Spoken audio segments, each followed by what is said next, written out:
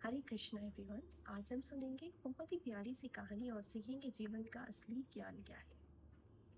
तो कंटिन्यू ध्यान से सुनिएगा।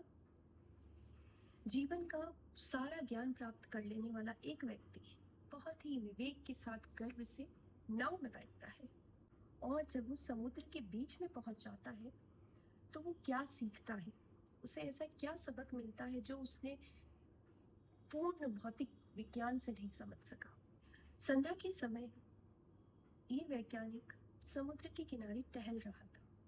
उसने देखा कि एक नाव खड़ी है और उसका नाविक भी है।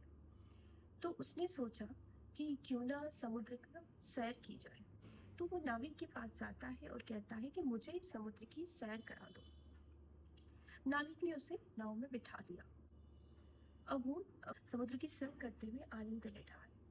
कुछ दूरी पर जब वो पहुंचते हैं तो वैज्ञानिक नाविक से कुछ प्रश्न करने लगता है। वैज्ञानिक नाविक से पूछता है, क्या तुम्हें भौतिक विज्ञान का कुछ ज्ञान है? क्या तुम जानते हो भौतिक विज्ञान के बारे में कुछ? तो नाविक कहता है, साहब मैं तो अनपढ़ हूँ और मैं केवल ये नाव चलाना जानता हूँ और कुछ नहीं जानता।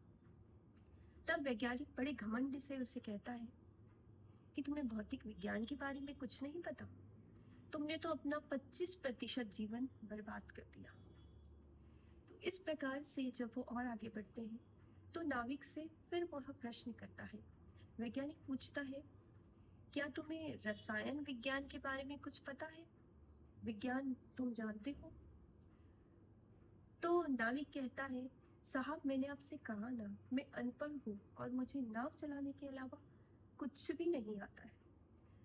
तब वैज्ञानिक फिर से एक बहुत ही घमंड के साथ में, अहंकार के साथ में कहता है, फिर तो तुमने अपना 50% जीवन खराब कर दिया।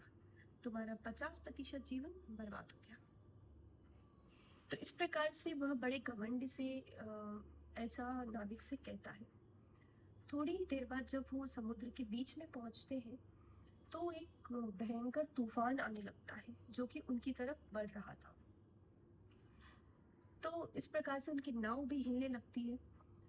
तो वैज्ञानिक डर जाता है, कहता है कि हमारी नाव ऐसे क्यों हिल रही, क्या हो रहा है यहाँ पर? तो फिर नाविक कहता है कि साहब शायद कोई तूफान आ रहा है समुद्र में जो कि हमारी तरफ बढ़ रहा है, तो पानी का स्तर बढ़ रहा है। तो फिर नाविक वैज्ञानिक से पूछता है कि साहब आपको तैरना आता है? तब वैज्ञानिक कहता है, नहीं मुझे तैरना तो नहीं आता है। वह डर जाता है। इस प्रकार से अचानक से जब उनकी नाव डूबने लगती है तो नाविक तैर कर किनारे पहुंच जाता है और जो वैज्ञानिक है वो नाव के साथ डूब जाता है। जब ये घटना घटित होने लगती है तब नाविक कहता है कि साहब आपने तो अपना 100% जीवन बर्बाद कर दिया। आपका 100% जीवन खराब हो गया। इस प्रकार से नाविक जो है बच के तैर के समुद्र के किनारे पहुंच जाता है और वैज्ञानिक नाव के साथ समुद्र में डूब जाता है। तो इससे हमें क्या शिक्षा मिलती है कि जो भौतिक विज्ञान, रसायन विज्ञान और जो भी दुनिया का ज्ञान उसने प्राप्त किया है वो भौतिक ज्ञान है। उसकी तुलना की गई है भौतिक ज्ञान से। और जो तैरने की कला है, जो नाविक तैर के किनारे पहुंच गया, उस कला को आध्यात्मिक ज्ञान से तुलना की गई है। तो इस प्रकार से हमें भौतिक ज्ञान कितना भी हम प्राप्त कर ले, अगर अंतिम समय में वो हमारी मदद नहीं कर सकता तो वो सब बेकार है, बर्बाद है। लेकिन आध्यात्मिक ज्ञान जो हमारे जीवन के अंतिम समय में हमें बचा सकता है, वो ज्ञान सर्वश्रेष्ठ ज्ञान है। तो आत्मा और परमात्मा का ज्ञान महत्वपूर्ण है भौतिक ज्ञान से। इस प्रकार से हम कितना भी भौतिक ज्ञान प्राप्त कर ले, अगर हमें आध्यात्मिक ज्ञान नहीं है तो सब व्यर्थ है। क्योंकि भौतिक ज्ञान हमें जीवन के सभी रहस्य तो सिखा देता है, लेकिन आध्यात्मिक ज्ञान जो है वो हमारी आत्मा का रहस्य हमें सिखाता है, आत्मा का ज्ञान हमें बताता है। जिस प्रकार से धन, पद, डिग्रियां, ये सभी आप कितना भी प्राप्त कर लें, लेकिन अंतिम समय में कोई भी डिग्री आपको बचा नहीं सकती। मृत्यु के समय में आपको भगवान का नाम ही बचा सकता है। तो ये जो धन, मान, धन, पद, मान, प्रतिष्ठा, डिग्रियां, ये सब बाहरी आभूषण हैं।